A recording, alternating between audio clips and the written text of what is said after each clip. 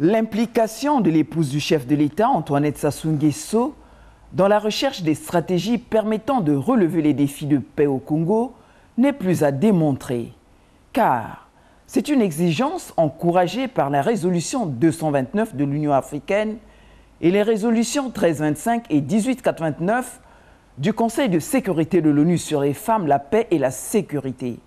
Ces différentes résolutions, en effet, mettent en exergue le rôle important des femmes en général et des premières dames en particulier dans le processus de recherche de paix. C'est ainsi qu'à l'approche de la campagne en vue de l'élection présidentielle, l'épouse du chef de l'État, Antoinette Sassou Nguesso, présidente de la Fondation Congo Assistance, a échangé le 22 février à Pointe-Noire avec les confessions religieuses, les notables, les cadres et associations politiques sur la consolidation de la paix au Congo.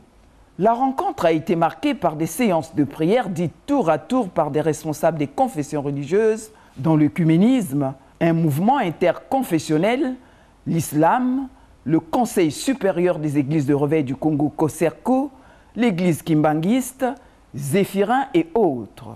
Conscients de ce que beaucoup vivent déjà dans la peur et la hantise, à cause du fait que les élections sont souvent l'occasion pour des personnes malveillantes de manipuler les âmes faibles et perturber la quiétude des citoyens, les leaders d'Église ont décliné leurs aspirations profondes et adressé au peuple congolais un message de paix et d'espérance.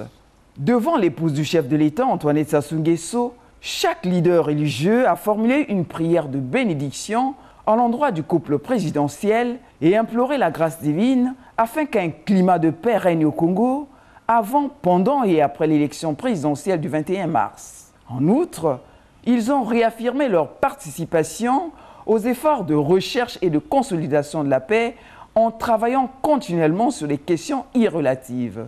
Nous sommes pour la paix. Nous sommes ici également pour la prière. Nous avons toujours besoin de ces gens pour notre pays, pour la grâce, parce que n'oubliez jamais, toute autorité vient de Dieu. Le hasard n'existe pas. Tout ce qui se plante, tout ce qui se dit, tout ce qui se réalise, c'est Dieu. Le mot de paix, ça a toujours été le cheval de bataille du président de la République, son Excellence M. Denis Sassou Nguesso, et nous sommes rassurés, nous sommes certains que nous allons œuvrer, et nous avons toujours œuvré pour la paix dans notre pays.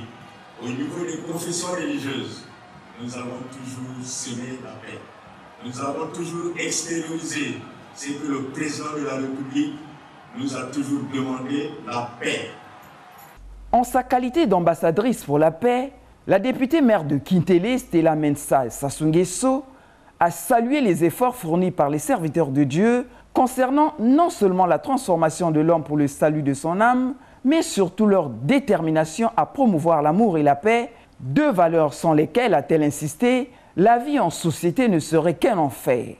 L'enfer, c'est le plus grand mal, face auquel vos enseignements ont toujours eu un seul but, celui de sauver l'humanité tout entière.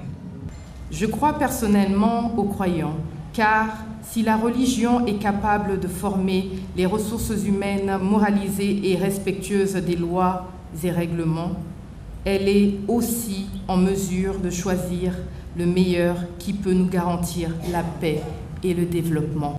Dans ce sens, la députée maire de Kintélé a cité plusieurs textes bibliques qui justifient l'élan qui consiste, selon elle, à mener une communion d'actions tirées dans Psaume 133, verset 1, 1 Jean 4, verset 8 et Jean 14, verset 27. Elle souhaite ardemment que l'élection présidentielle de mars 2021 soit une occasion pour tout croyant de jouer deux rôles pour la vie de la nation, à savoir la conscientisation contre toutes sortes d'antivaleurs visant à perturber la paix avant, pendant et après les opérations de vote, d'exercer soi-même en toute liberté ses droits et devoirs de voter.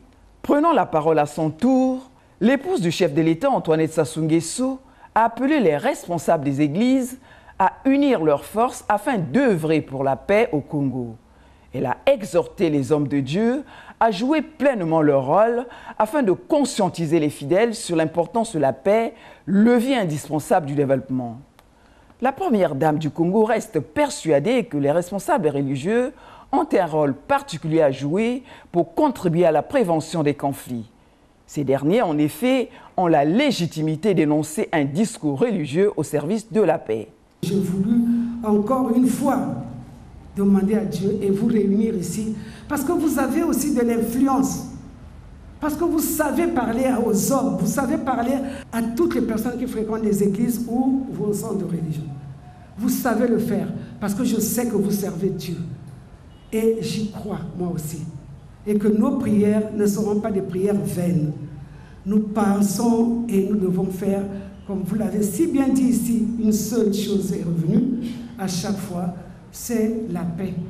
Que Dieu fasse, que Dieu vienne dans nos cœurs, qu'il habite encore nos cœurs, que Dieu fasse que ces élections encore se déroulent dans la paix. Si nous prions, si nous demandons à Dieu, tout ce que nous disons, dans la paix, toujours comme vous l'avez si bien dit ici, ce n'est pas pour un homme, ce n'est pas pour un tel ou un tel soit ceci ou cela, mais c'est pour que quel que soit l'homme que Dieu aura choisi, car c'est lui, c'est tout revient à lui, que tout ce qu'il fera, il donnera à cet homme de l'intelligence et certainement comment gouverner. Mais si nous les hommes, nous prions dans ce sens, nous demandons à Dieu cette paix, nous croyons que nous l'aurons. Alors que de nombreux conflits continuent de gangréner le quotidien des Africains, rappelons qu'au sein de la mission des Premières Dames d'Afrique créée en 1997, Mme Antoinette Sassou Nguesso a toujours mené des actions en faveur de la paix. Et même lorsque le Congo a traversé dans les années passées l'une des périodes les plus sombres de son histoire, la présidente de la Fondation Congo Assistance s'est révélée comme l'un des acteurs majeurs aux côtés du président de la République dans le processus de reconstruction psychologique du pays. En effet, le train de la paix et de la solidarité a été une contribution significative au processus de réconciliation nationale entamé par le chef de l'État, Denis Sassou Nguesso. La première dame du Congo, qui a toujours joué sa partition à l'édification de la paix au Congo, a également rencontré à Pointe-Noire les notables et associations politiques de la ville océane, à qui elle a livré le même message de consolidation de la paix. Appuyée par sa directrice de cabinet, Blandine Malila, elle a encouragé la population à accomplir leurs devoirs civiques.